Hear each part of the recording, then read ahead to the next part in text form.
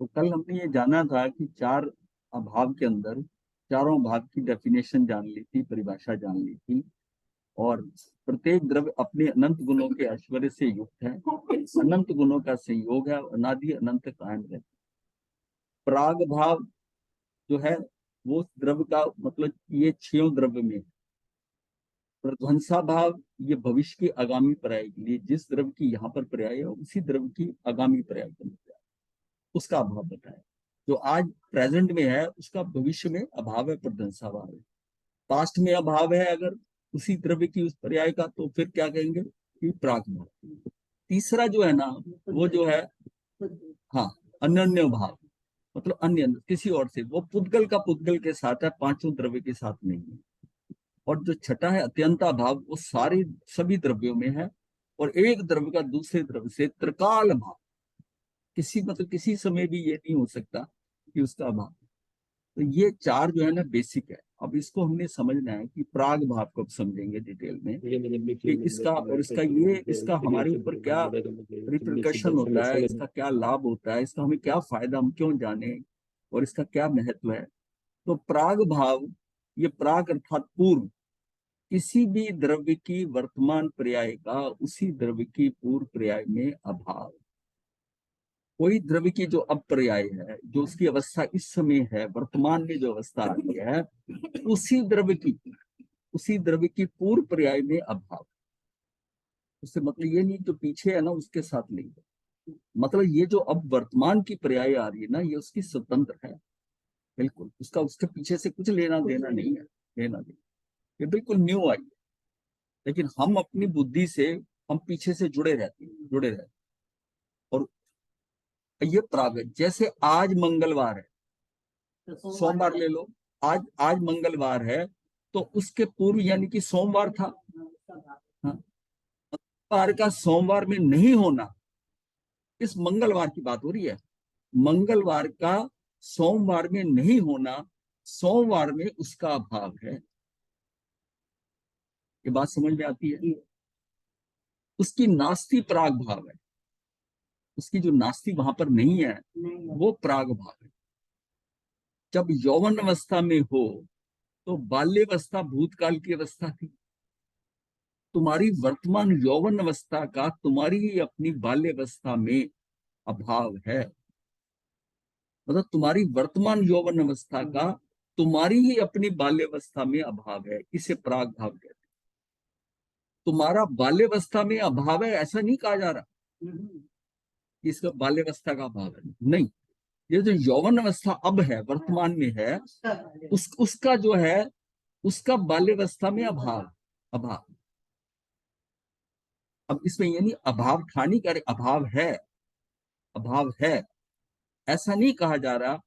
तुम्हारी यौवन अवस्था नाम की वर्तमान पर्याय का तुम्हारी ही बाल्यावस्था नामक की पूर्व पर्याय में अभाव है, ऐसा कहने का अभिप्राय है। जो अभिप्राय है ना उसको पकड़ो। ये अभिप्राय इसको क्यों बताया जा रहा है कि जो अब वर्तमान में पोजीशन है मेरी, इसी इसी पर्याय का पीछे इसका अभाव था भूत। या द्रव्य के अभाव की बात नहीं हो रही, परंतु द्रव्य की वर्तमान पर्याय का उसी द्रव्य की भूतकालीन पर्याय में नहीं होने का अभाव बताया। ये नहीं कि द्रव्य तो वो है ही है, वहां पर द्रव्य। अगर वो आत्मा जो है वो तो वहां भी है, वहां भी है, वहां भी है। द्रव्य का अभाव नहीं बात हो रही, बात हो रही है कि उसकी जो वर्तमान पर्याय है यानी कि उसकी यौवन अवस्था है, तो उसी द्रव्य की उसी की भूतकालीन पर्याय में नहीं होने का अभाव है, उसमें नहीं थी। दही वर्तमान पर्याय है, यह गोरस की वर्तमान पर्याय है। यानी गोरस में दूध की जो है ना दही वर्तमान पर्याय है, यह गोरस की वर्तमान पर्याय है। उसकी भूतकाल पर्याय दूध थी। तो ये कॉमन वर्ड गोरस लिया हुआ है, गोरस का मतलब दूध को ले लो, दही को कह लो, इसके सारे प्रोडक्ट को जो गोरस उसमें आ गया। तो दही वर्तमान पर्याय है, ये गोरस की वर्तमान पर्याय है, उसकी भूतकाल पर्याय दूध थी, इसलिए दही की वर्तमान पर्याय का उसी गोरस की भूतकालीन दूध की पर्याय में अभाव है। अब दूध दूध मान लिया, अब दही पर्याय हो गए। अब दही जो जमा है वो दूध पर्याय में इसका दूध पर्याय में अभाव प्राग भाव, इसका उस समय अभाव है। दही अब जमा इस वर्तमान की पर्याय में, वहां पर क्या इसका अभाव। वर्तमान में कोई सिद्ध दशा में है, उसके पूर्व वह संसार दशा में था। किसी एक जीव की सिद्ध दशा का उसी जीव की पूर्व संसार दशा में अभाव प्रागभाव, कि भाई अब संसार सिद्ध दिशा में चला गया, लेकिन जब संसार में था हम उसमें अभाव है प्रागभाव। करण लब्धि के अंत समय तक ये जो 5 लब्धियां होती हैं, एक बात पूछना चाहता हूँ, हाँ जी क्लैरिफिकेशन के लिए सिर्फ, हाँ बोलिए। दही में दूध का अभाव कहना गलत हो जाएगा ना? क्या क्या चीज? दही में दूध का अभाव गलत हो जाएगा ना? हाँ ये है ना, उसकी पर्याय बात हो रही है। बात ये हो रही है कि उसी गोरस की मतलब इस टाइम दही जमा है, दही के जो पर्याय है दूध, दूध की पर्याय में, अब दूध पास्ट में दूध था, अब दही जम गया, अब दही का उसके अंदर अभाव है, दूध के अंदर। हाँ, लेकिन दही में दूध का अभाव कहना गलत हो जाएगा। हाँ उसको नहीं कहेंगे, आगे आगे आएगा, पूरा क्लियर करूंगा कैसे बोलना, कैसे समझ आ जाएगी। करण लब्धि के अंत समय तक मिथ्यात्व था और अनंतर समय में सम्यक की पर्याय प्रकट हुई। इस वर्तमान सम्यक्त पर्याय का पूर्व की मिथ्यात्व पर्याय में अभाव प्राग भाव है। अब उसको सम्यक दर्शन हो गया, सम्यक की पर्याय आ गई, और उससे पहले वो मिथ्यात्व में था, तो मिथ्यात्व की पर्याय में इसका सम्यक्त का अभाव है। आपने जो वर्तमान वाला है उसको पकड़ना है। दही का दूध में अभाव है, ये हम नहीं कह रहे कि मतलब उल्टा दूध से नहीं बात कर रहे, बात हम दही से कर रहे हैं। मतलब जो वर्तमान की पर्याय है उसके कॉन्टेक्स्ट में बात हो रही है। 13वें गुणस्थान के प्रथम समय में केवल ज्ञान की प्राप्ति होती, 12वें गुणस्थान के अंत समय में जीव छद्मस्त रहता है। 12वें गुणस्थान के अंत में जीव छद्मस्त रहता है, उसका सिर्फ मोहिनी कर्म का अंत हुआ है, बाकी उसके पड़े हैं अभी ज्ञानावरणी दर्शनावरणी अंतराय। तो ये क्या है, अल्प ज्ञानी शिवोपशम ज्ञानी रहता है। वर्तमान केवल ज्ञान पर्याय का पूर्व की अल्प ज्ञान पर्याय में अभाव प्राग भाव। अब 13वें के जब उसमें हो जाता है तो 12वें के अंत में कंपैरिजन करते हो तो केवल ज्ञान वहां नहीं है, केवल ज्ञान है उसको हमने जो अभी वर्तमान का है ना उसको पकड़ना है कि केवल ज्ञान का 12वें गुण स्थान में अभाव है, अभाव है।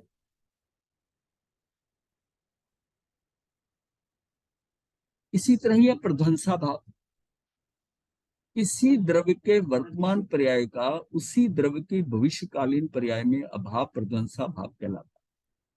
इसे भी दृष्टांत से समझे।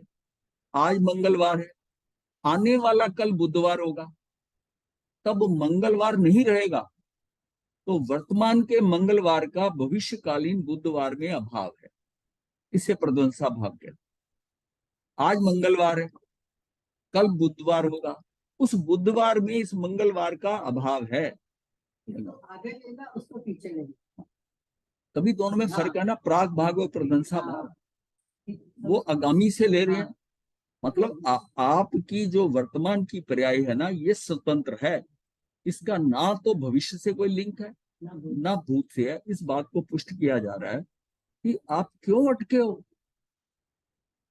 आप अपना वर्तमान को एंजॉय करो ना, वर्तमान की तरफ निगाह करके देखो, वर्तमान पे ध्यान दो, उसको पीछे वाले का कोई ध्यान करने की जरूरत नहीं है।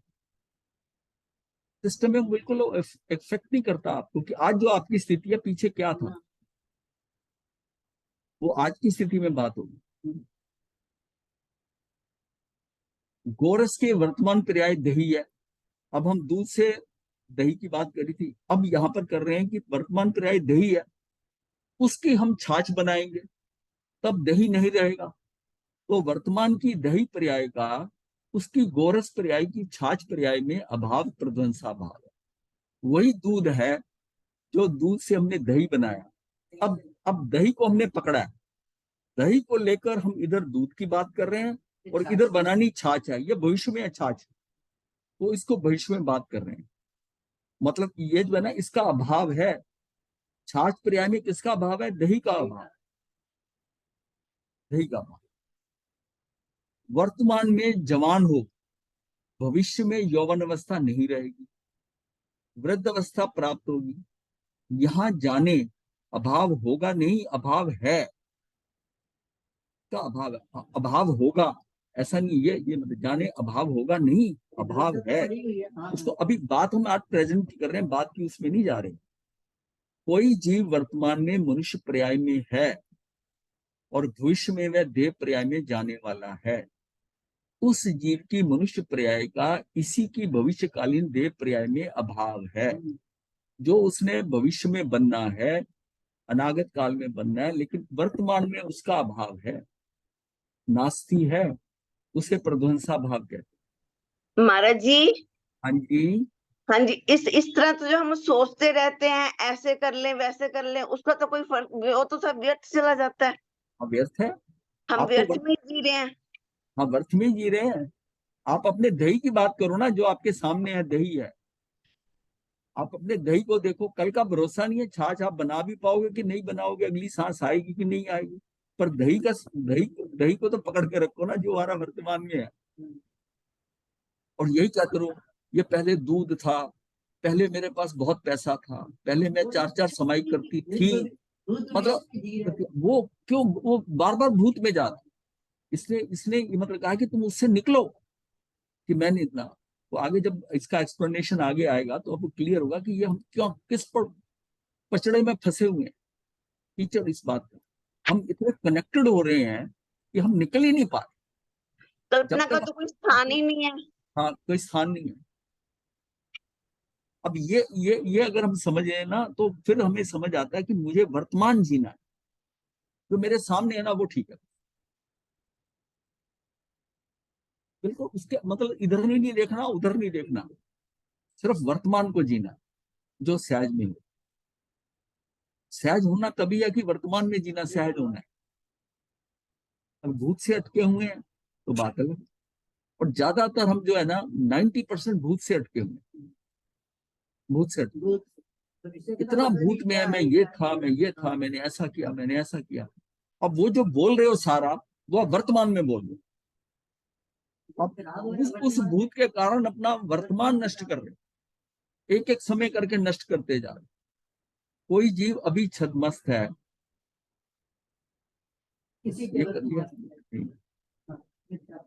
ये किसी के वर्तमान में मिथ्यात्व पर्याय है और वह समय प्राप्त करने वाला है, उसकी वर्तमान मिथ्यात्व पर्याय का उसी की भविष्यकालीन सम्यक पर्याय में अभाव प्रध्वंसा।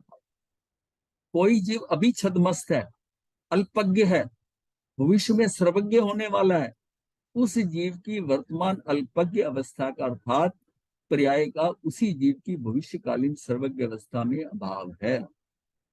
आज वो अल्पज्ञ है, सर्वज्ञ हुआ नहीं है, तो ये जो अल्पज्ञता है, उसकी अल्पज्ञता जो है वो अवस्था का अर्थात पर्याय का उसी जीव की भविष्यकालीन, जब वो सर्वज्ञ हो जाएगा तो उसमें अभाव है उसका। हम आज की बात कर रहे हैं, वर्तमान की अभाव है। प्राग भाव में वर्तमान पर्याय का पूर्व पर्याय में अभाव बतलाया गया है। यह अभाव बतलाया गया है कि प्राग भाव जो नंबर 1 है, प्राग भाग में वर्तमान पर्याय का पूर्व पर्याय में अभाव है, बतलाया गया है। और प्रध्वंसा में वर्तमान पर्याय का भविष्य की पर्याय में अभाव, ये बतलाया है। यहाँ पर अभाव था, यहाँ अभाव होगा नहीं कहा जा रहा। हम ये कहते हैं अभाव था, मैंने ऐसा करा था, भूत में जा रहे हैं। यहाँ कह रहे हैं अभाव है, मतलब ये बात करते हुए भी हम प्रेजेंट टेंस में ही है। हाँ, मतलब यहाँ पर अभाव था या अभाव होगा नहीं कहा जा रहा, अपितु अभाव है, नास्ति है कहकर अभाव का अस्तित्व बताया जा रहा है। अभाव का अस्तित्व बताया जा रहा है कि इस समय, इस मोमेंट में इसमें ये है तो उसमें दूसरे में अभाव है, और पीछे में भी अभाव। इससे एक महत्व की बात का पता चलता है कि वर्तमान पर्याय का सद्भाव यानी अस्थि मात्र वर्तमान समय में ही है। वर्तमान पर्याय की जो अस्थि है ना, वो मात्र वर्तमान समय, मतलब एक समय की है पर्याय, उसी समय की है, वर्तमान पर्याय में ही है। किंतु ये पर्याय छोड़कर भूतकालीन और भविष्यकालीन सभी पर्यायों में उसका अभाव, मतलब दोनों तरफ, इधर भविष्य में भी और इधर भी इसका अभाव। ये बिल्कुल फ्रेश आपको मिली है, ये बिल्कुल स्वतंत्र है, इसमें कोई ऐसी बात। निष्कर्षतः जिस वर्तमान पर्याय का पूर्व की पर्याय में अभाव है, उसका उससे पूर्व की, उससे भी उस पूर्व की, इस तरह पूर्व पूर्व की सभी पर्यायों में अभाव है। उसी तरह वर्तमान पर्याय का अनंतर समय की पर्याय में भी अभाव है, तो उसके पश्चात सभी पर्यायों में अभाव है। पर्याय एक समय मात्र रहती है, वे अपने रूप से अपने समय में ही है, ये अस्ति का कथन हुआ। वे अन्य किसी पर्याय रूप से नहीं है, अन्य किसी समय में नहीं है, ये उसकी नास्ति हुई। जो कुछ है वो वर्तमान में और इसी समय है, अन्य किसी समय में नहीं, ये उसकी नास्ति। मान लो किसी द्रव्य की 101वीं क्रमांक की वर्तमान पर्याय, अभी कोई पर्याय को नंबर दे, वर्तमान की पर्याय को ये दे दिया कि 101 नंबर, इसके पहले की सभी 100 पर्यायों में अभाव है। क्यों? अगर 101 की हम 100 में कह रहे हैं, तो 100 वाली की 99 में, 99 की 98 में, उसका पहले की सभी 100 पर्याय में अभाव है, इसे प्राग भाव है। अब जो पर्याय का अब दूर ये सब छोड़ दो, 101 नंबर की पर्याय जो आई है, ये पर्याय क्या है? हमारी जन्म से लेकर और मुक्त होने तक की सारी पर्याय जो है आत्मा की, वो सारी, कितना समय लगना, कैसा आना, कहाँ कहाँ जाना, ये सब। अब उसमें मान लो किसी द्रव्य की क्रमांक 100, अब प्रेजेंट की 101 नंबर की है, तो उसमें क्या है कि उस वर्तमान पर्याय में उसका पहले की सभी 100 पर्याय में अभाव है, जिसे प्राग भाव कहते हैं। और इस वर्तमान की 101 क्रमांक की पर्याय का 102 क्रमांक की पर्याय से लेकर भविष्यकालीन सभी पर्यायों में अभाव, ये प्रशंसा। यहाँ तो दृष्टांत के लिए पहले की 100 पर्याय लिखी हैं, परंतु हम जानते हैं कि सभी द्रव्य अनादि से हैं और अनंत काल तक रहेंगे, इसलिए प्राग भाव से पूर्वकालीन अर्थात अनादि से लेकर एक समय पूर्व तक की सभी पर्यायों में अभाव समझ चाहिए। जो पर्याय इस समय है ना, वो अनादि से लेकर, पीछे से अनादि से लेकर एक समय पूर्व, मतलब ये जिस समय मैं हूं उससे एक समय पूर्व तक उसका अभाव, उसका अभाव। तो प्राग भाव से पूर्वकालीन अर्थात अनादि से लेकर एक समय पूर्व तक की सभी पर्याय, मतलब 101 की पर्याय है ना जो, उसकी 1 से लेकर 100 तक की पर्याय तक, वहां तक इसका भाव, वहां तक इसका भाव। एक समय पूर्व तक की सभी पर्यायों में अभाव है समझना, पर ध्वंसा भाव में अनंतर समय से लेकर भविष्यकालीन अनंत काल तक की सभी पर्यायों में अभाव समझना।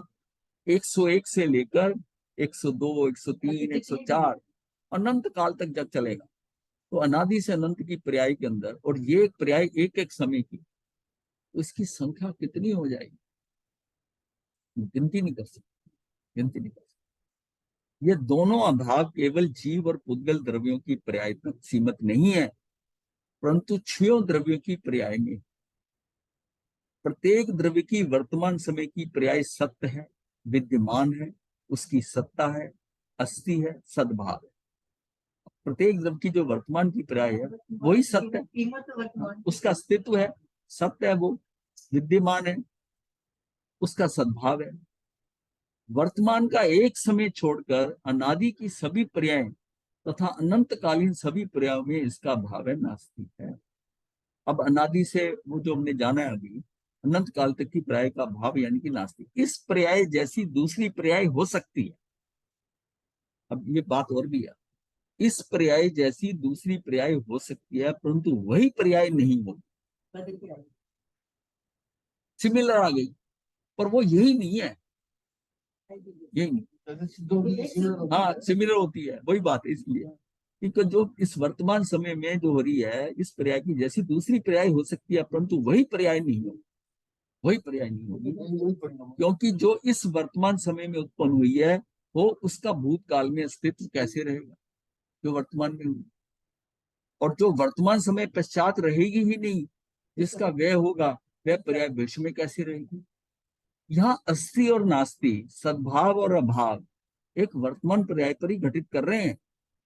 जो वर्तमान की पर्याय है उस पर घटित हो रहा है। वर्तमान पर्याय का वर्तमान पर्याय में सद्भाव है, अस्ति है, उसका भूत तथा भविष्यकालीन सभी पर्यायों में अभाव है। नास्ती है। गौर करें, वर्तमान पर्याय इस वर्तमान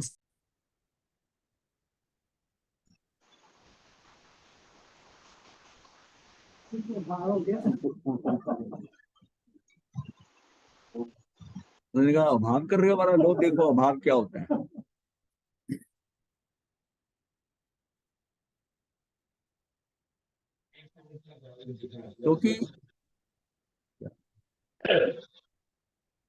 क्योंकि जो इस वर्तमान समय में उत्पन्न हुई है उसका भूतकाल में अस्तित्व कैसे रहेगा, और जो वर्तमान समय पश्चात रहेगी नहीं उसका व्यय होगा, वही पर्याय भविष्य में कैसे रहेगी। यहाँ अस्ति और नास्ति, सद्भाव और अभाव एक वर्तमान पर्याय पर ही घटित कर रहे हैं। वर्तमान पर्याय का वर्तमान पर्याय में सद्भाव है, अस्ति है, इसका भूत तथा भविष्यकालीन सभी पर्यायों में अभाव है, नास्ति है। गौर करें, वर्तमान पर्याय इस वर्तमान समय में है, उसकी अस्ति है, और उस समय की इसी समय उसकी भूत भविष्य की पर्याय में नास्ति है। वर्तमान की पर्याय इस वर्तमान समय में है, उसी समय में उसका वहां अभाव। हाँ, दोनों जगह अभाव है, भूत में और भविष्य में। यहाँ अस्ति और नास्ति एक ही पर्याय पर एक ही समय में घटित कर रहे हैं। वर्तमान पर्याय में अस्ति और नास्ति धर्म एक साथ युगपत है, उसमें अस्ति भी है नास्ति भी है, यानी कि उसमें अस्ति है वो है, और नास्ति कहां पर है, उसके प्राग भाव के अनुसार इधर भी नास्ति है उधर भी नास्ति है, दोनों यानी भूत में भी नास्ति और भविष्य में भी नास्ति है। इस संदर्भ में प्राग भाव और प्रध्वंसा भाव की परिभाषाएं पुनः जान लीजिए। यहाँ का प्रत्यय वर्तमान पर्याय के साथ है और बे का प्रत्यय भूत तथा भविष्य के साथ है। अब वर्तमान जो पर्याय है ना, इसका, अब का कहना है इसको, इसका, और जो प्राग भाव है उसमें या भविष्य में, उनको में लगाना है। इस अब बड़ी क्लियर है, बोलने के अंदर आपको आएगा। इस वर्तमान पर्याय का ये भूत की पर्याय में का में इधर, या भविष्य की पर्याय में अभाव है किसका बोले, क्योंकि हमने फोकस वर्तमान को कर रहे हैं, वर्तमान को फोकस करके उन दोनों का बता रहे हैं। हम उधर से जाकर भूत और भविष्य से जाकर वर्तमान को नहीं देख रहे, वर्तमान से हम भूत और भविष्य को देख रहे हैं, पर अपने आप को वर्तमान में रखा हुआ है। अब इस का और में से अब क्लियर हो गया, वर्तमान पर्याय का भूत में और भविष्य में अभाव बताया जा रहा है, इसलिए परिभाषाओं को इसी तरह याद करना होगा। देखो, वर्तमान पर्याय में इनका अभाव है, इसमें कोई संशय या संदेह नहीं है, परंतु हमारा प्रयोजन तो वर्तमान पर्याय की अस्ति नास्ति उसका सद्भाव और अभाव सिद्ध करना है। भाई वर्तमान पर्याय का में उनका अभाव है, इसमें कोई संशय नहीं है, संदेह नहीं है, भाई अभाव तो है ही है। लेकिन हमने, हमारा प्रयोजन क्या है, हम क्या क्यों ये कर रहे हैं, हमारा प्रयोजन तो है कि वर्तमान पर्याय की अस्ति नास्ति बतानी है, इसको लेकर पकड़ के कर रहे हैं, क्योंकि हम व्यर्थ किसको कर रहे हैं, वर्तमान को कर रहे हैं। इसका बताना है कि इसकी यहाँ भी अस्ति है, मतलब अस्ति यहाँ पर है वर्तमान में, और दोनों तरफ नास्ति है, तो फिर किसके बारे में सोच रहा है जहां इसकी नास्ति है। इसका सद्भाव अभाव सिद्ध करना है, कार्य वर्तमान समय में होता है, इसलिए हमें तो वर्तमान की ओर ही देखना होगा। हम सदा काल मन में कुछ ना कुछ सोचते रहते हैं, हम या तो भूतकाल संबंधी या भविष्यकाल संबंधी संकल्प विकल्प करते रहते हैं। भूतकाल के सुखद प्रसंगों का स्मरण करके हर्ष मनाते हैं, या दुखद प्रसंगों का स्मरण करके दुखित होते हैं, या भविष्य संबंधी कल्पनाओं में हवाई किले बनाते रहते हैं। इस तरह वर्तमान पर्याय इसी में बर्बाद हो जाती है। भूतकाल में जो बातें हो चुकी हैं, तो बातें बन चुकी है, हो चुकी हैं, इससे तो कुछ बदलाव संभव नहीं है। भविष्य अभी आया ही नहीं, तो इससे उसमें हमने क्या करना है, भविष्य में क्या करना है। इसलिए भूतकाल और भविष्य काल की पर्यायों पर से दृष्टि हटाकर इस वर्तमान पर्याय का लक्ष्य त्रिकाल एक रूप रहने वाले अपने ध्रुव स्वभाव पर एकाग्र करने से, उसी को जानते रहने से, उसमें अभेद एकाकार हो जाने से आत्मानुभूति प्रकट होगी। तो मैं दोबारा बोलता हूं, ये सारा क्यों, क्या ये क्या करेगा फिर हमारा। इसलिए भूतकाल और भविष्य काल की पर्यायों पर से दृष्टि हटाकर इस वर्तमान पर्याय का लक्ष्य त्रिकाल तीनों एक रूप रहने वाले अपने ध्रुव स्वभाव पर एकाग्र करने से, उसी को जानते रहने से, उसमें अभेद, तो उसमें एकाकार हो गया, अभेद एकाकार हो जाने से आत्मानुभूति प्रकट होगी, अतीन्द्रिय आनंद की प्राप्ति होगी। ये हमारा लक्ष्य है। इसके लिए ये समझाया जाए ये सारा कि इसको आप जब उनका कुछ करना ही नहीं है तो तू अपने आप को वर्तमान पर्याय के ऊपर उसके एकाग्रता वहां ले आना। वर्तमान अगर भूत और भविष्य में जाएगा वो चली गई, इसमें होगा नहीं कुछ, वो जो अनागत है वो आई नहीं है, और इसमें तू क्या कर रहा है, तू इसमें एकाग्रता ले आ। हाँ, इसी को लेकर फंस रहा, ये प्रॉब्लम हो रही है। एकाग्र रहने से, उसी को जानते रहने से, उसमें अभेद एकाकार, मतलब एकाकार हो जाए उसी पर्याय उसी समय जाने से आत्मानुभूति प्रकट होगी, अतीन्द्रिय आनंद की प्राप्ति होगी। ये है भूल कहाँ हो रही है, यहाँ हो रही। इन दो अभावों को जानने से पर्यायों की स्वतंत्रता ख्याल में आती है। प्रत्येक द्रव्य की प्रत्येक पर्याय स्वतंत्र है। एक ही द्रव्य की प्रत्येक पर्याय का उसी द्रव्य की अन्य सभी पर्यायों में अभाव है। यह बात समझ में आने पर वस्तु का स्वातंत्र्य अर्थात वस्तु की स्वतंत्रता सिद्ध होती है। वर्तमान पर्याय का अन्य पर्यायों में अभाव है, तो वह उसमें फेरफार करें, उसे मिटा दें या शीघ्र ला दें, कैसे संभव। अब हम जो बदलने की कोशिश कर रहे हैं, बदल सकता नहीं है, तो कुछ नहीं बदल सकता। केपीपी के ये सारा पड़ा हुआ है एकदम, ये सारी पर्याय एक के बाद एक है आ रही है, और उसमें जो पड़ा हुआ है उसी के अनुसार तेरा पुरुषार्थ होगा, तेरी सोच होगी, तेरा कार्य होगा। जहां वो एग्जीक्यूट होना है वहां हो जाएगा। अब जिसको जहां पर आत्मानुभूति होनी है उस समय उसकी एकाग्रता उस पर्याय पे हो जाएगी, और एक समय में। लेकिन क्या मुझे को पता है वो कौन सा समय, तो मुझे तो अगर ध्यान, मुझे तो एकाग्रता तो ध्यान तो है वो लंबे समय तक करना है।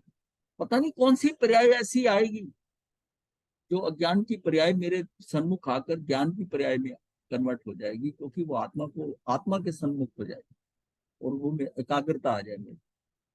ये कौन सी है मुझे नहीं पता, पर तुझे उसके लिए अभ्यास तो करना है। वो एक समय की।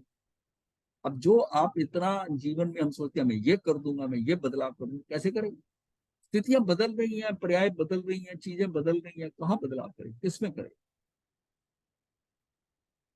हम अपने आप को ये समझते हैं मैं सृष्टि की रचना ही मैं कर दूंगा, बहुत समझदार। इन दो अभावों को जानने से पर्यायों की स्वतंत्रता ख्याल में आती है। प्रत्येक द्रव्य की प्रत्येक पर्याय स्वतंत्र है। एक ही द्रव्य की प्रत्येक पर्याय का उसी द्रव्य की अन्य सभी पर्यायों में अभाव है। ये बात समझ में आने पर वस्तु स्वातंत्र्य अर्थात वस्तु की स्वतंत्रता सिद्ध होती है। वर्तमान पर्याय का अन्य पर्यायों में अभाव है, तो वह उसमें फेरफार करे, उसे मिटा दे, शीघ्र ला दे। इसको मैं ऐसे कर देता, इसको ऐसे कर देता, वो कैसे संभव है। तो भविष्य की चिंता छोड़कर यदि हम वर्तमान में अपना कार्य करेंगे तो आकुलता कम होगी ही। किसी व्यक्ति ने भूतकाल में बहुत पाप किए और अब वह धर्म प्राप्त करना चाहता है, तो वह यदि अपने को हीन दीन पापी समझता रहेगा, पश्चाताप करके आंसू बहाता रहेगा, तो उसका धर्म प्राप्त करने का रूप कार्य कब होगा। उस व्यक्ति को घबराने की कोई जरूरत नहीं है। अभावों का स्वरूप जानकर प्राग भाव का स्वरूप समझकर वर्तमान पर्याय में धर्म प्राप्त कर सकता है। क्या अब उसने ये थोड़ी सोचा अर्जुन माली ने कि मैंने तो 1141 का खून किया, मैं कैसे बन सकता हूँ। हाँ, वो उसको नहीं, क्योंकि उसको तो सम्यक दर्शन हो ही गया ना। अब उसको क्लैरिटी होगी सारी बात की एक प्रवचन के अंदर। एक प्रवचन में उसकी पर्याय जो है वो इतनी एकाग्र हो गई कि आत्मा को उसने साक्षात्कार कर लिया। अब उसको क्लैरिटी हो गई, सारी सारी चीजें पीछे रह गई कि खून नहीं था या क्या था। हालांकि उसका भुगतान करना है उसने, ये नहीं है कि वो जो कर्म किया उसका कोई फल, लेकिन उसका ये तो आ गया ना उसकी समझ में कि मार्ग यही है। अभी मैं कई बार कहता हूँ ना, जो उसको लेके गया वहां उसने नहीं ली दीक्षा, उसने नहीं ली, वो पहले ही श्रावक था, जानता था, ये बिल्कुल रॉ था। अब उसकी क्रमबद्ध पर्याय में ये अभी संयम नहीं पड़ा, और इसके पड़ा था, ये खूनी इसके सब पड़ा, और इसकी और ये जीव चर्म शरीरी है, ये चर्म शरीरी मतलब चर्म शरीरी है, और 6 महीने के बाद इसने मुक्त हो जाना है। कितनी बड़ी बात है। हाँ, तो ये सारा सिस्टम में, अब इसमें इसमें किसने दिमाग लड़ाया, किसने करा? अर्जुन वाली ने ये कर दिया, वो कर दिया, हो गया। ये जो कुछ हो रहा है, ये हो रहा है हमारे से, जो पुरुषार्थ भी हो रहा है वो भी हो रहा है, जहाँ नहीं हो रहा वो भी हो रहा है। आज ऐसा होगा मेरे साथ, ये पत्नी का घूम, उसको नहीं पता, पर उस समय जो तीर्थंकर है बैठे हुए, उसको तो पता है, उसको पता, केवली देख रहे हैं, देख रहे हैं।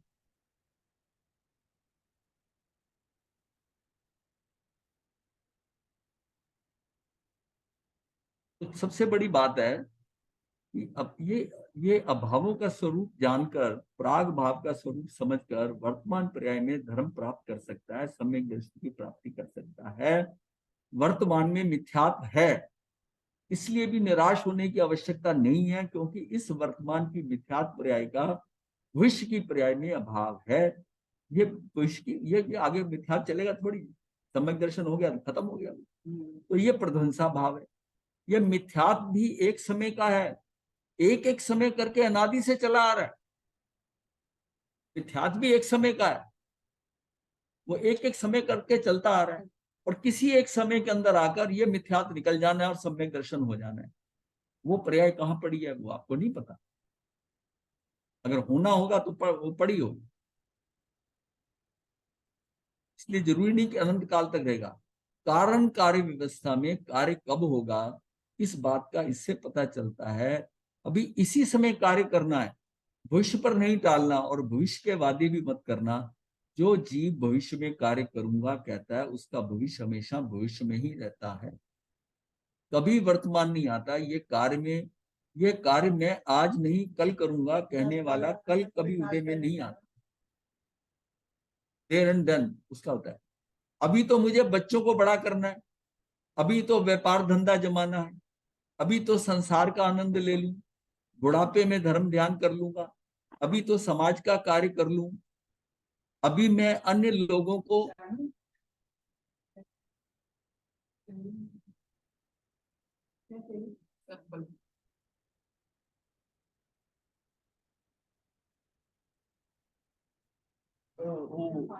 नहीं नहीं, संबोधि महाराज का सैंपल लेने आएंगे ब्लड का।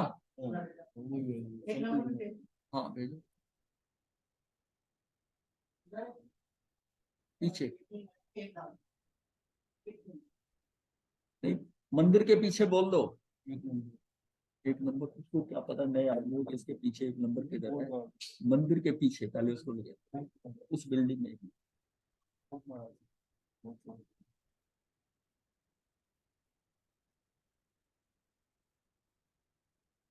अभी मैं अन्य लोगों को जिनवानी पढ़ा लूं, इस तरह अन्य कार्यों को प्राथमिकता देता हूं, अन्य कार्यों में व्यस्त रहता हूं, ऐसा निश्चय नहीं करता कि मैं अभी इसी समय निराकुल सुख प्राप्त करने के लिए स्वाध्याय ध्यान साधना में लग जाऊंगा, सम्यक दर्शन प्राप्त प्रकृत करने का पुरजोर प्रयास करूंगा। तो इसमें यह कि उसको कार्य को टालना नहीं, जो करना है अपनी प्रायोरिटी में किसको प्रायोरिटी दे रहे हैं, क्योंकि सारे काम तो दिमाग में चल रहे हैं, क्योंकि किसको पहले प्राथमिकता देनी है, तो प्रायोरिटी किसको देनी, तो इसका क्या था कि इसको ज्यादा इंपॉर्टेंस दो। जब ये समझ आता है कि ये बहुत इंपॉर्टेंट है, तब आदमी उन कामों से छूटता है। जब तक उसको ये लगता है कि नहीं वहां इधर इंपॉर्टेंट है, ये करना है, मुझे बिजनेस सेट करना है, बच्चों को बड़ा करना है, मेरी तो कर्तव्य है, मेरी तो ड्यूटी है, और उसके विचारधारा वैसी होगी, उसका भी अभी वो बहुत समय पड़ी है ना, उसको आप बदल नहीं सकते। उसने बच्चों को तूने बड़ा करना है, अगर तू इस दुनिया में नहीं रहेगा तब भी बड़े हो जाएंगे। उन्होंने जो बनना है उन्होंने बन जाना है, तू एक माध्यम है, तू नहीं होगा कोई और माध्यम बन जाएगा। तो अपने माथे क्यों बोझ ले रहा है? हाँ, नहीं हम बोझ लेके चलते हैं, बोझ लेके चलते हैं कि मैं ना रहूं तो फिर पता नहीं क्या होगा घर में, मरने वाले की तकलीफ नहीं होती, जब पीछे जाता है हाँ। उनको अपना वो बातें तो सम्यक दर्शन की और मोक्ष की करते हैं, परंतु वर्तमान में कार्य क्या कर रहे हैं उस और कोई ध्यान नहीं करता। शुभ अशुभ भाव रूप कार्य करके शुद्ध भाव रूप कार्य चाहते हैं। मतलब कर तो रहे हैं शुभ अशुभ भाव, और जो रिजल्ट चाहते हैं वो शुद्ध भाव वाला चाहते हैं। कैसे मिलेगा? अब उसमें क्या, शुभ अशुभ के अंदर जब जब अशुभ छोड़ देता है तो उसको लगता है मैं धार्मिक हो गया, मैं शुभ है, मेरी सोच सही है, मैं दान करता हूँ, मैं ये हूँ, मैं किसी का गलत काम नहीं करता। ये इन जनरल फीलिंग होती है।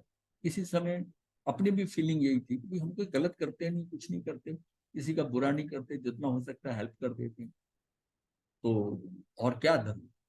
लेकिन जब समझ में आया कि धर्म तो कुछ और है, ये तो आप शुभ शुभ में फंसे हो, ये सिर्फ है कि वो लोहे की बेड़ी सोने की बेड़ी, फंसे तो हो, ये भी भोगनी पड़ेगी, और आप इसको धर्म कह रहे हो, ये धर्म है ही नहीं। धर्म तो आपको शुद्ध भाव में जाना है, शुद्ध भाव में।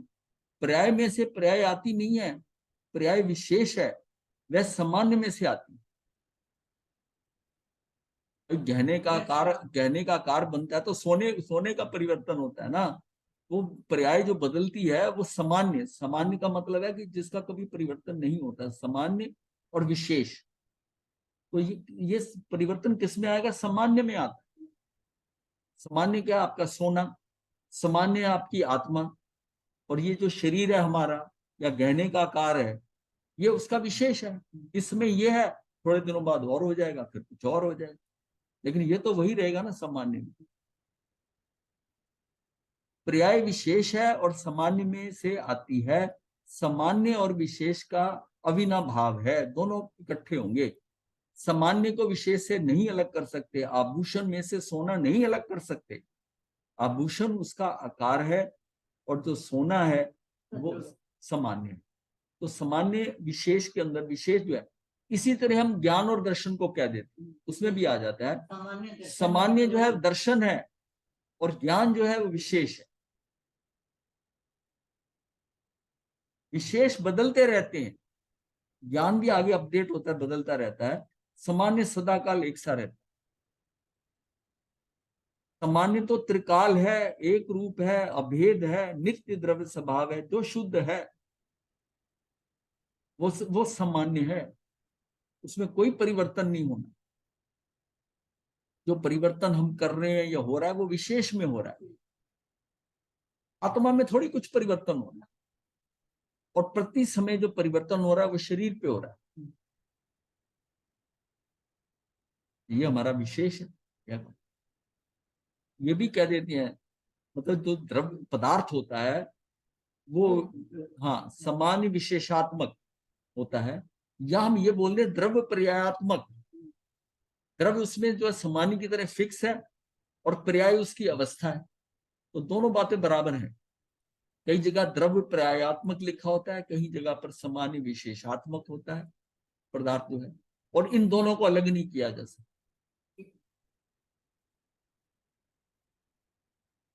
पर्याय जब इस द्रव्य स्वभाव का लक्ष्य करती है, उसमें अपनत्व करती है, उसी में अभेद एकाकार अनुभव करती है। पर्याय जब इस द्रव्य के स्वभाव को लक्ष्य करती है, पर्याय जो है वो हमारे द्रव्य यानी आत्मा के स्वभाव लक्ष्य करती है, उसी में अपनत्व करती है, उसी में अभेद एकाकार अनुभव करती है, तब उस रूप शुद्ध हो जाता है। जब वो पर्याय जो है, वो पर्याय जो आती है, जैसे पर्याय तो आ रही है, ज्ञान की पर्याय जो आ रही है, उस समय जो ज्ञान पर्याय आते आते एक कोई पर्याय ऐसी होती है कि वो द्रव्य स्वभाव को लक्ष्य कर लेती है, आत्मा की तरफ लक्ष्य कर लेती है, और उसी में ही अपनत्व करती है, मतलब एकाकार हो जाती है और अभेद हो जाती है और एकाकार अनुभव करती है आत्मा के। और आत्मा के समक्ष आने के कारण उसके अंदर क्या है कि अनंत गुणों का उस पर्याय में वेदन हो जाता है, मतलब उसके अंदर पर्याय में परिवर्तन हो जाता है। जो वो सम्यक दर्शन होता है वो ऐसे होता है कि वो शुद्ध के पास पर्याय है, वो तो अवस्था है, लेकिन उस अवस्था वो द्रव्य के सामने गई वो पर्याय, और द्रव्य तो शुद्ध है। जब तक हम द्रव्य को फेस ही नहीं कर रहे, जो शुद्ध मटेरियल है, तो वो तो सारी क्या कहाँ जा रही है, वो पर्याय तो आ रही है जा रही है, लेकिन कोई ऐसी पर्याय है वो द्रव्य को हाँ सम्मुख आएगी, आत्मा के सम्मुख आ गई, उसमें आप इतने विजिलेंट है, इतने एकाकार हैं, और एक दूसरे को उसने देखकर उसमें शुद्धता आ जाएगी। और वो शुद्ध पर्याय जो होगी ना, वो उस समय अतीन्द्रिय ज्ञान पदार्थ देगी, उसको ऐसे नजर आएगा कि मैंने क्या देखा, मैंने क्या देखा। और ये जो है ना, वो उसका भेद ज्ञान वहीं पुष्ट होगा। ये भेद, दो चीजें नजर आ जाएंगी। अभी पर्याय एक चल रही है, फिर उसको भेद नजर आ जाएगा, आत्मा के साथ में भेद नजर आ जाएगा।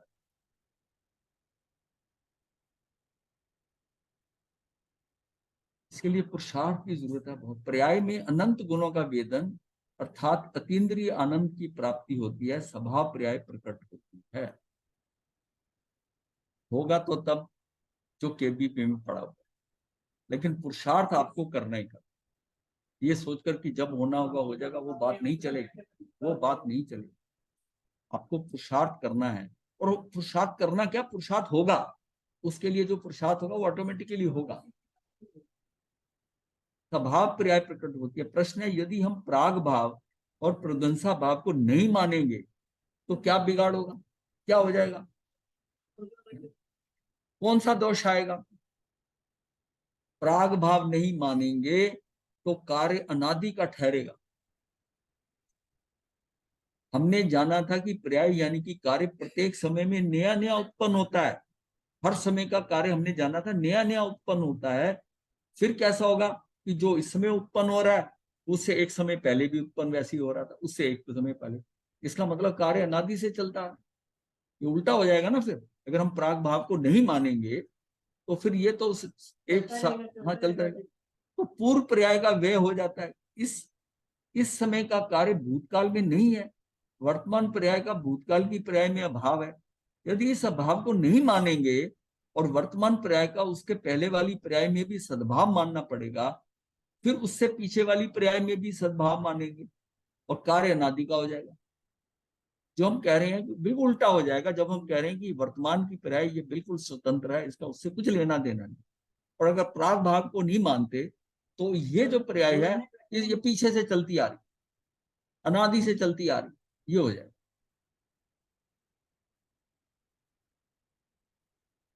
कार्य अनादि का ठहरेगा, ये दोष आएगा। ध्यान में रहेगी यहाँ कार्य को अर्थात पर्याय को क्षणिक यानी कि एक समय का कह रहे हैं, द्रव्य को नहीं।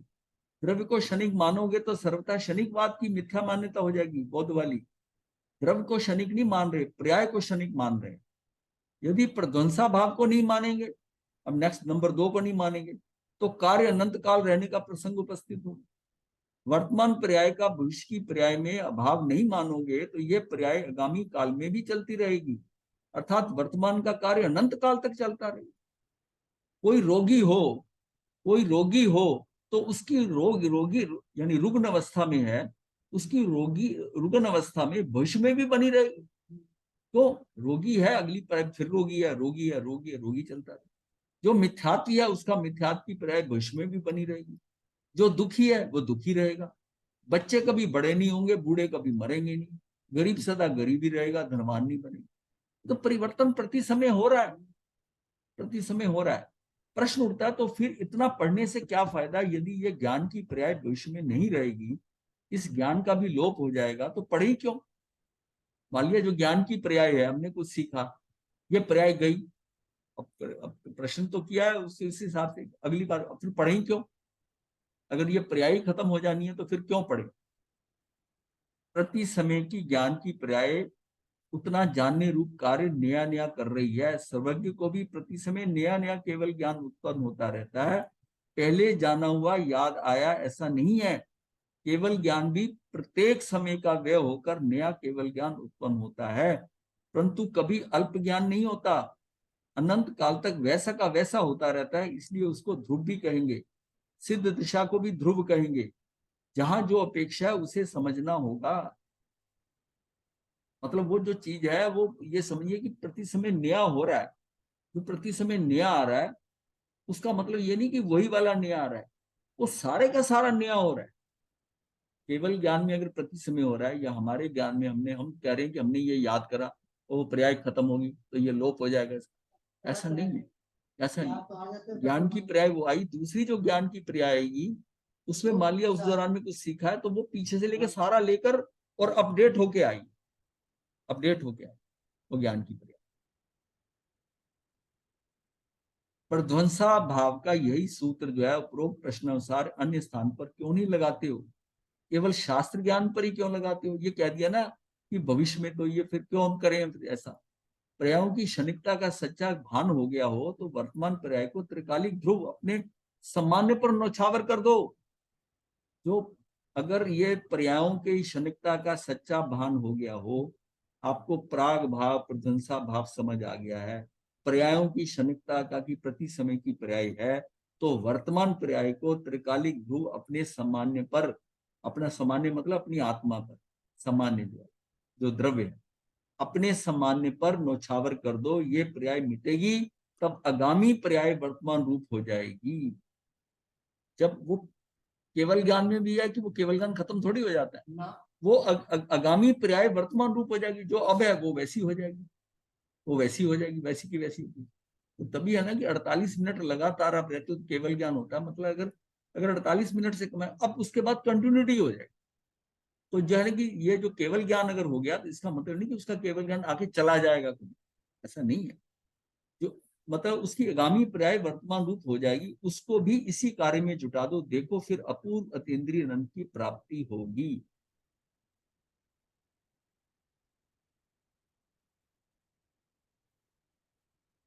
यहां तक ये दो समझ में आ गए हो तो आगे बढ़े। अब किसी का कोई यहाँ प्रश्न है तो बात करें।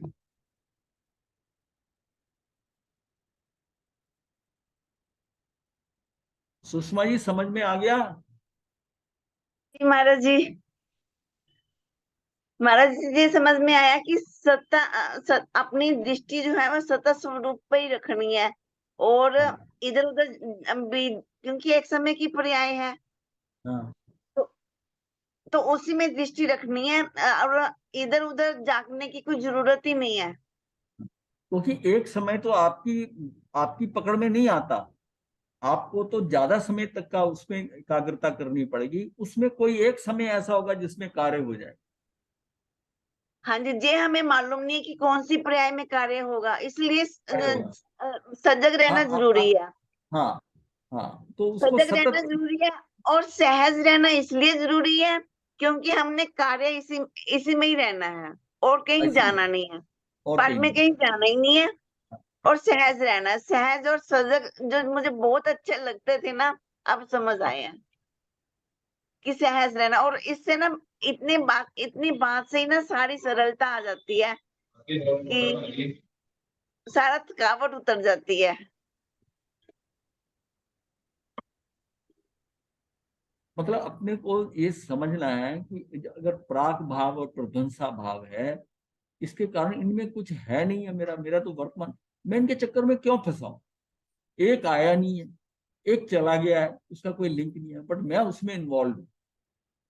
सारा भूत घूमता रहता है दिमाग में, सारा ये हो गया वो समझो, खत्म खत्म फिनिश। उसको महाराज जी, दूर कर। बोझा ढोने की आदत छूट रही है, हाँ, क्या बोलने की? बोझा ढोने की आदत छूट रही है। अच्छा। जो हम लेके करते हैं, ऐसा करना है वैसा करना है, वो सब छूट रहा है। तो सहज कब हो गए? सहज कभी, सहज का मतलब है कि जो आपके सामने हो रहा है वो स्वीकार है उसका। आप उसको हाँ बदलने जी। की अगर कोशिश करते हो, बदलने की कोशिश का भाव आता है, तो ये संघर्ष का भाव है। आप उससे संघर्ष कर रहे हो, क्योंकि बिल्कुल सहज हो रहा है, सहज हो रहा है। और जो जो भी हो रहा है वो सहज हो रहा है और व्यवस्थित हो रहा है।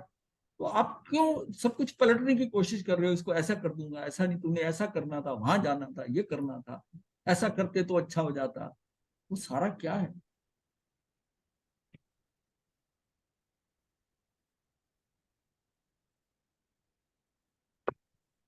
चलिए आगे फिर चलते हैं। अनन्यो भाव जो है, एक पुद्गल द्रव्य की वर्तमान पर्याय का अन्य पुद्गल द्रव्य की वर्तमान पर्याय में अभाव। मतलब पुद्गल द्रव्य की, ये सिर्फ पुद्गलों में ही है। ये एक द्रव्य लिया इन्होंने, पुद्गलास्तिक आए, अनन्यो भाव के लिए उसको अलग कर दिया। एक पुद्गल द्रव्य की वर्तमान पर्याय का अन्य पुद्गल द्रव्य की वर्तमान पर्याय में वर्तमान पे अभाव अनन्य भाव है, मतलब उसकी जो इसकी वर्तमान पर्याय है और उस दूसरे द्रव्य की दूसरा पुद्गल है उसकी भी वर्तमान की पर्याय है, इसका उसमें अभाव है, उसमें अभाव होगा, क्योंकि ये थोड़ी है ये पर्याय यहाँ भी और वहां भी नहीं हो सकती। दूसरे पुद्गल में हाँ। नहीं है, एक वही पर्याय उसमें नहीं हो हाँ। सकती है, वैसी पर्याय हो सकती है, दोनों में फर्क है, वही नहीं होगी वैसी हो सकती है। पर आएगी नहीं। हाँ, आएगी नहीं, वो पर्याय अलग होगी, मतलब वो नहीं होगी, अर्थात एक दूसरे में अभाव है। यहां भी वर्तमान पर्यायों की बात चल रही है, परंतु मात्र पुद्गल द्रव्य की वर्तमान पर्यायों कोई बात है, अन्य किसी द्रव्य की बात नहीं है। कारण कार्य व्यवस्था में कार्य यानी कि पर्याय तो द्रव्य की अवस्था है, ये पर्याय अपने से ही है, ये अस्थि हुई, वही पर्याय पर पर्याय रूप से नहीं है, उसकी नास्ति हुई। प्राग भाव और प्रध्वंसा भाव में प्रत्येक द्रव्य की वर्तमान पर्याय का भूत और भविष्य की पर्यायों में अभाव यानी कि नास्ति की चर्चा हमने की थी। अब यहाँ दो पुद्गल द्रव्यों की वर्तमान पर्यायों का जो आपस में एक दूसरे में अभाव है, उसे अनन्य भाव की बात हो रही है। तो ये अनन्य भाव, प्रत्येक द्रव्य अपनी पर्याय का करता है, द्रव्य करता है, पर्याय कार्य का ये कर्म है। द्रव्य क्या है? करता है, करता है, और पर्याय का है, पर्याय कार्य है या कर्म है। कर्ता कर्म संबंध से द्रव्य का अपनी पर्याय के साथ होता है, अपनी पर्याय के साथ ही होता है द्रव्य का। मतलब अगर घड़ा बन रहा है तो घड़ा मिट्टी के लौंदे से बन रहा है, वो उसका संबंध हमने जाना था कर्ता कर्म संबंध है। कर्ता कर्म संबंध से मिट्टी के लौंदे से वो जो घड़ा बना है उसके अंदर वो द्रव्य अपनी पर्याय में के साथ ही होता है, वो सब एक ही में ही हो रहा है। द्रव्य जो है द्रव्य का ही चेंज हो रहा है, उसी में ही हो रहा है, उसी का हो रहा है। एक संबंध हमने और जाना था, निमित्त निमित्तिक।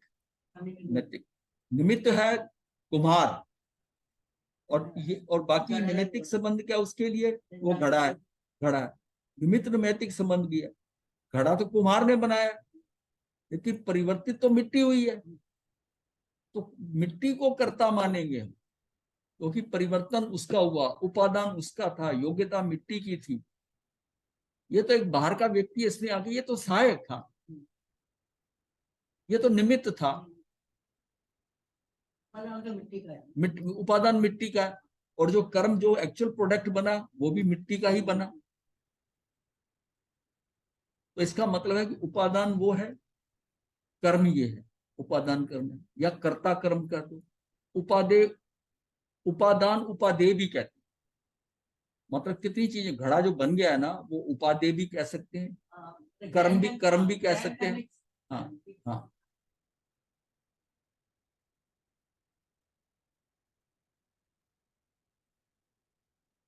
तो इसमें क्या है, अब यहाँ दो पुद्गल द्रव्यों की वर्तमान पर्याय का जो आपस में एक दूसरे में अभाव है, उस अनन्य भाव की बात हो रही है। प्रत्येक द्रव्य अपनी पर्याय का करता है, द्रव्य करता है, पर्याय कार्य या कर्म है। कर्ता कर्म संबंध द्रव्य का है, अपनी पर्याय के साथ होता है। द्रव्य भी अपने स्वत्व तुष्ट में रहता है, ये जो स्वत्व तुष्ट है, द्रव्य क्षेत्र काल भाव, इसका अपना द्रव्य भी अपने उसमें रहता है, तो उसकी पर्याय भी उसी द्रव्य में, उसी और उतने ही क्षेत्र में एक समय मात्र के लिए होती है। पर्याय भी उसी में ही, उसी क्षेत्र में जहां पर वो द्रव्य पड़ा है उसी क्षेत्र में है, और एक समय मात्र के लिए होती है। प्रत्येक पर्याय की अपने में अस्थि और पर पर्याय में नास्ति अभाव है, वो अभाव है, दूसरे द्रव्य में उसका अभाव है। 6 द्रव्यों में जीव, धर्म, अधर्म, आकाश और काल तो अरूपी द्रव्य हैं। उद्गल द्रव्य की एकमात्र रूपी द्रव्य है, एकमात्र यही रूपी द्रव्य है जो इंद्रियों द्वारा जाना जा सकता है, परंतु इंद्रियां भी परमाणु को जान नहीं सकती। अनंत परमाणुओं के बंध से होने वाले स्कंदों को जानती हैं, स्कंदों को भी हम उद्गल कह देते हैं, स्कंदों को भी हम उद्गल कह देते हैं। स्कंद बन जाता तो कहते हैं ना पुद्गल ही है, तो ग्रुप को भी कहते हैं। और परमाणु, परमाणु हमें दिखाई नहीं देते, परमाणु में दिखे नहीं। हाँ, पर्याय पुद्गल कह देते। वास्तव में स्कंद तो पुद्गल द्रव्य की पर्याय है। बताया जा रहा है कि जो स्कंद बनता है ना वो पुद्गल द्रव्य की पर्याय है, क्लासिक है कि पर्याय है, यानी परमाणुओं की जुड़कर स्कंद बनेगा कम से कम 2 परमाणु चाहिए छोटे से छोटा स्कंद के लिए। तो वो क्या हुआ, वो पर्यायी होगी ना, वैसे तो अलग एक है, 2 को जुड़कर जो नई चीज बनी है तो वो पर्याय है। यानी कि स्कंद तो पुद्गल द्रव्य की पर्याय है, जिसे समान जातीय द्रव्य पर्याय कहते हैं। एक समान जाति के आगे 2 इकट्ठे हो गए। ये स्कंद बनते बिगड़ते रहते हैं, वे अपनी स्वयं की योग्यता से बनते बिगड़ते हैं। उनमें से प्रत्येक परमाणु की पर्याय स्वयं अपने से होती है। उनमें से प्रत्येक परमाणु की पर्याय स्वयं अपने से होती है, उसके अपने गुणों के कारण हो रही है पर्याय जो महाराज जी एक अनन्यो बात भाग। हाँ जी बोलिए। अभी ऊपर आपने लिखा कि ये हाँ परमाणु के ज्ञान हम इंद्रियों के माध्यम से करते हैं। इंद्रिया भी परमाणु जान नहीं सकती, लेकिन इंद्रिया भी तो पुद्गल है ना। हाँ पुद्गल है। इंद्रियां भी परमाणु, मतलब इंद्रियां देख लिया, परमाणु भी मूर्त है। ये बताया जा रहा है कि ये बाकी तो अमूर्त द्रव है, पुद्गल द्रव एकमात्र रूपी है। और उसमें भी जो परमाणु है उसको जान नहीं सकती आंखें, ये इतना सूक्ष्म है परमाणु। और यहां तक कि उसके अनंत परमाणु के बंध से होने वाले स्कंदों को जानती है। हम जिनको देख रहे हैं, जो हमें मूर्तिमान दिखाई दे रहे हैं, जो दृश्यमान दिख रहे हैं, ये तो समझिए कि अनंत परमाणुओं का स्कंद है, उसका जोड़ है, तब हमें नजर आ रहा है। लेकिन ये कहना कि इंद्रिया भी परमाणु जान नहीं सकती, जब हाँ इंद्रिया भी एक पुद्गल है और परमाणु भी पुद्गल है। हाँ नहीं, इसका वो मत, इसका यहाँ वो मतलब नहीं है इंद्रियां भी परमाणु को नहीं जान सकती। ऐसा है, जो इंद्रियों, हम कह रहे हैं पुद्गल द्रव एकमात्र रूपी द्रव है जो इंद्रियों द्वारा जाना जा सकता है। पुद्गल द्रव इंद्रियों के द्वारा जाना सकता है, परंतु परमाणु नहीं जाना जा सकता। वो हमें नहीं जाना जा सकता, लेकिन हाँ केवल ही देख सकता है। ये छद्मस के हिसाब से है कि परंतु वो उसको उसको वो देख लेते हैं, क्योंकि उन्होंने तो बताया, हमें तो पता थोड़ी है यह परमाणु है। तो वो उनको दिखाई दे रहा है, उनकी दृष्टि सूक्ष्म हो चुकी है।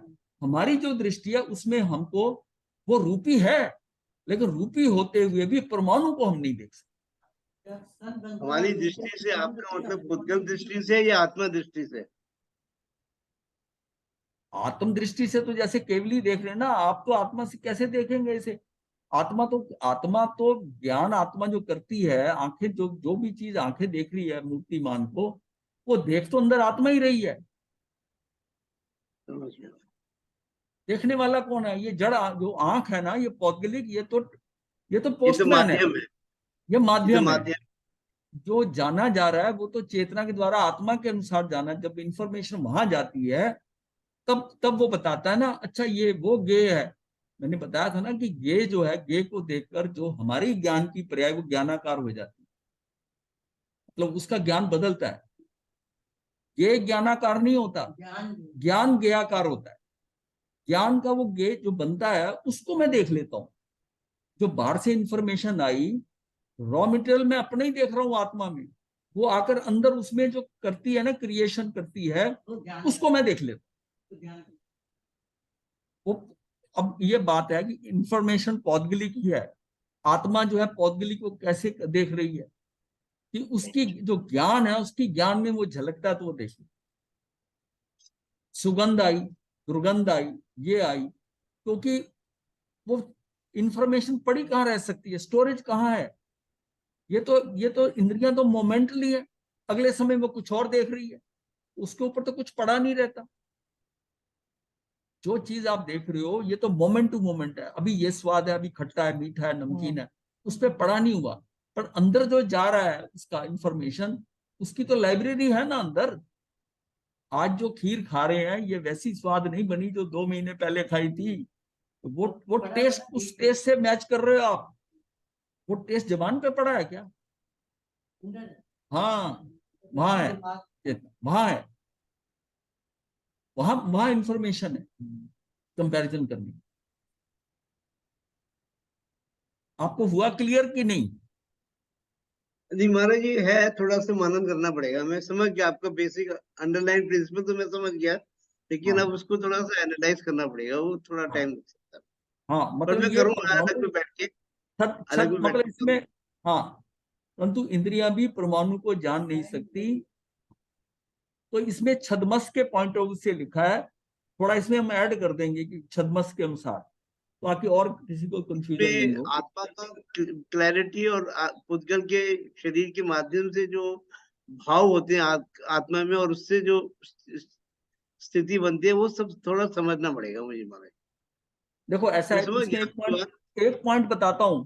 मैं कहता हूं गे और गायक भाव जो है, गे को गायक भाव मतलब मैं गायक हूं और गे जो चीज देख रहा हूं, इसी तरह ही भाव्य और भावक ये पैरेलल है। भाव उठा और भावों को जानने वाला कौन हूं? मैं हूं। तो ये रिलेशन बिल्कुल बराबर है। ये गायक और भाव्य भावक इस पैरेलल चलते हैं। समझ गया, वो सारा और सोचना पड़ेगा। चलिए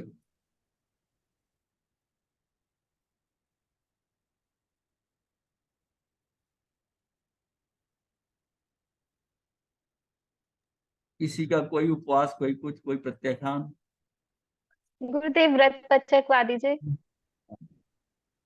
धारणा प्रमाण 14 गुरुदेव वो एकाशना करवा देना गुरुदेव। धारणा प्रमाण सेवन। वो से। गुरुदेव हाँ जी, थाने पहुंच रही हैं, अभी गाड़ी में बैठे हैं। गुरुदेव की आज्ञा से चत्तारि मंगलम अरिहंता मंगलम सिद्धा मंगलम साहू मंगलम केवली पनतो धम्मो मंगलम चत्तारि लुगुत्मा अरिहंता लुगुत्मा सिद्धा लुगुत्मा साहू लुगुत्मा केवली पनतो धम्मो लुगुत्मो चत्तारि शरणम पवज्जामि अरिहंते शरणम पवज्जामि सिद्धे शरणम पवज्जामि साहू शरणम पवज्जामि केवली पनत्तम धम्मम शरणम पवज्जामि। ये 4 शरणे दुख हरने और न शरणा कोई, जो भव प्राणी करे आचरण उसका अजर अमर। हे वंदना।